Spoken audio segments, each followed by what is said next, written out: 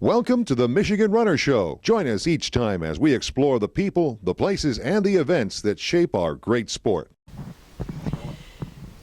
Hi, I'm Jenny McCafferty, and with me is Gary Morgan, Mr. Ubiquitous, who lately has been to Tokyo. And you have pretty good stories about Olympics in Tokyo. Well, this was Japan's fourth Olympics they've held.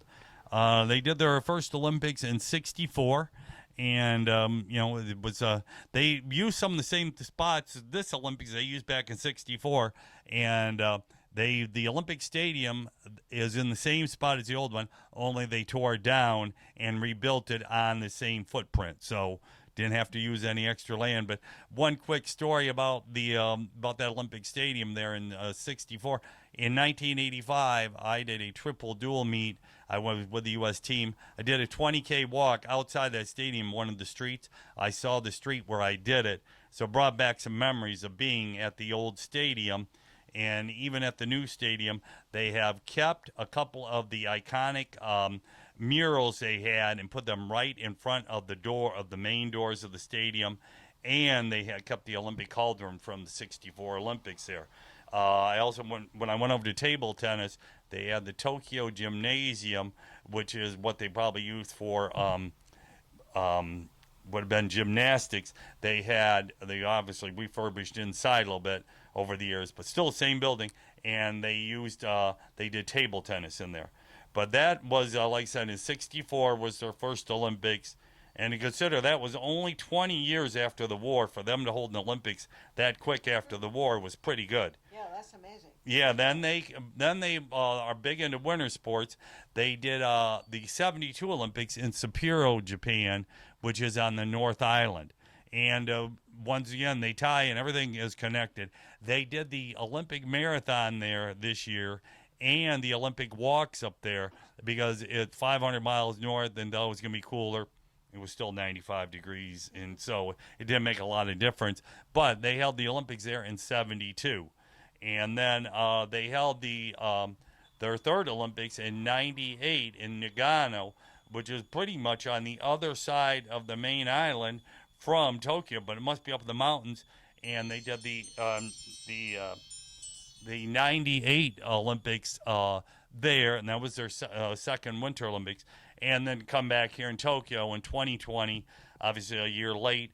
But they did, downtown, they had to build a few new things, or they probably just used some of their footprints from what they used before. But I saw a new arena for basketball and the swimming I went over to. We talked about golf. I did talk to one of the guys who was at the Solheim Cup, and they did golf there. But I asked him how far it was from the city. He said it was a good hour and a half drive. They did their Olympic cycling and paracycling up at the Fuji motor racetrack, where they race Formula One cars and what have you. They used the racetrack for cycling and paracycling. And I heard that was 2.5 hours away. So they had equestrian for Olympics and Paralympics. So, I give them credit for what they did there and host their fourth Olympics. And, of course, I got a little bit of more information on it and learned a little bit going into their Olympic museum. And, of course, they talked about their '64 Olympics, their '72 Olympics, and, of course, their celebrations. Sapporo is going to be 50 years ago. Here in 2022 will be a 50-year anniversary. So they're talking a big celebration of Sapporo here for this winter coming up. And then Nagano just happened. They had some pictures up of that one. But what was cool outside of the Olympic Museum, they had the cauldron, like I said, from the '64 Olympic, but they also had the cauldron from Nagano there in '98 Olympic, and from Sapporo sitting out there, right there, out in front of their museum. So a nice, and like I said, I learned a bunch more about their different Olympics they've had. That's pretty cool. The cauldron. Whoever thinks what happens to the cauldron afterwards? Well, that's a great point. They took the Olympic cauldron because this is a Paralympic, and they got a different organization. They took the cauldron from the Olympic stadium that was just used for the Olympics. They put it downtown on a pedestrian bridge, and we went over there. The media tour took us over there. It is still lit, and it's sitting right there. They're going to move it after the Olympics, after the Paralympics are now done. They probably move back to the stadium or something, or over to their museum. But they took, and then the Paralympics has a different symbol and stuff. And of course, the Olympics, they've always got their 5 rings. The Olympics have like 3 half slash marks, and it's called, I looked it up, their logo for themselves is Spirit in Motion. Where Paralympics. Yes, for the Paralympics. Where the Olympics is 40 is, I forgot the 3, but they swifter, or faster, higher, and stronger or something. And so anyway, I can just skip my name on that. But that's the difference of the Paralympics, and their headquarters are in Germany, not in Lausanne. So they're a different organization, but Okay. they work together. Oh, that's interesting. Yeah, so that's, like I said, so let's see some things going into Paralympics. It's been a big learning curve, but once again, it's been exciting, and it's great. Japan, is really a big sporting country.